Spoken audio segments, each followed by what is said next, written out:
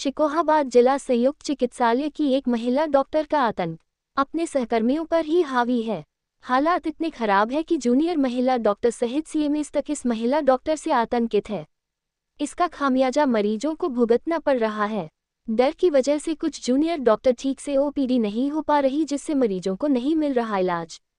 मामला सनसनीखेज बन गया जब मरीजों की शिकायत पर मीडियाकर्मी शिकोहाबाद अस्पताल पहुंचे तो सीनियर महिला डॉक्टर अनीता रानी की दमगई देख पत्रकार हैरान रह गए। डॉक्टर अनीता रानी ने उच्च अधिकारियों पर आरोप लगाते हुए कहा कि यहां के सभी पुरुष डॉक्टर अन्य महिला डॉक्टर को देखकर आंखों का टॉनिक ले रहे हैं। अच्छी महिला डॉक्टर को देखकर जीते हैं। अपने लिए भी बहुत कुछ कहा, आप सुन लीजिए। ओपीडी समय में वे अपने चेंबर में सुंदर महिला डॉक्टर को बुलाते हैं। इस सीनियर महिला डॉक्टर की दबंगई पहले भी मीडिया में चर्चित रही है। डॉक्टर अनीता रानी का इस तरह दूसरी जूनियर महिला डॉक्टर के चरित्र पर कीचड़ उछालना अशोभनीय है।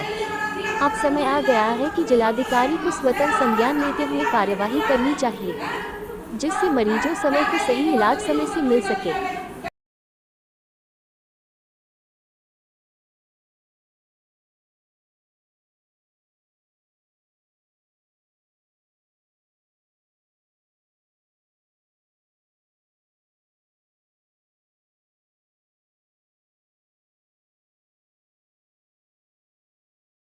जब भी मैं ओपीडी करती हूँ तो मैम का ये हो जाता है कि मैम को कभी भी गुस्सा आ जाता है और मैम कैसी भी एब्यूजिव लैंग्वेज में बात करने लगती है। क्या नाम है उनका? खोज लेंगे। डॉक्टर अनीता मैडम है, बहुत सीनियर है यहाँ पर, बहुत टाइम से बैठी हुई है। मैं 3 महीने से आई हूँ। तो वही प्रॉब्लम है कि मैम का कभी भी मूड स्विंग हो जाता है और मैम कभी भी कैसे ही बात करने लगती है, चाहे पेशेंट हो, चाहे डॉक्टर हो, चाहे स्टाफ हो। मैम का सबसे सिमिलर बिहेवियर है और सबके साथ ही कॉमन प्रॉब्लम है। मैं अकेली उसमें ऐसा नहीं हूँ कि अकेली मुझसे करती हूँ। तो आपने सीएमएस से कभी शिकायत की? सर से बात की है मैंने, सर ने बोला रिटर्न में ऑब्जेक्शन देने के लिए, तो मैं उनको मंडे को देंगी। ऐसे कैसे उनकी मूड को पता नहीं चलता। अब ये था कि मतलब कि परसों जो भी हुआ था मैम के साथ में उनका डिस्कशन था। उसके बाद में ma'am morning next day I थी। मैंने आगे से लॉक खोलने के लिए गेट के पास खड़ी थी। मैम ने बस मुझे डांटना स्टार्ट कर दिया था कि आ गई तो तुम ज़्यादा उसके असिस्टेंट बनती हो, उसके कहने पे काम करोगे। आपको लेकर? हाँ जी, मैम को लेकर मुझे बोलने लगी। बोल रही थी कि तुम ज़्यादा हवा में उड़ रही हो, तुम्हारी मैम भी उड़ रही है, मैं तुम दोनों को देखती।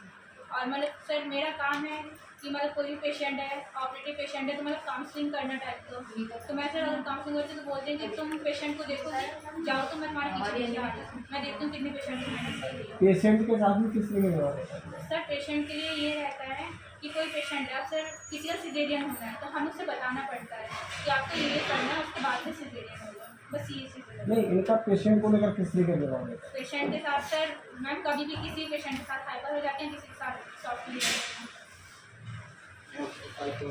होता है ना। एक वो जो होता है आँखों का टॉनिक, वो प्राप्त किया जा रहा है, इसलिए उसका अच्छा है, मेरा खराब है। और कुछ सुनना है आपको? नहीं, जो अब आपकी नए सीखते हैं उससे अपने, वो जब से आई है वो सब भूल गए हैं, सब उसको देख के जीते हैं। समझ में आ गई कि नहीं? आपके समझ में आ रही है कुछ? वो मैं कर नहीं पा रही हूँ।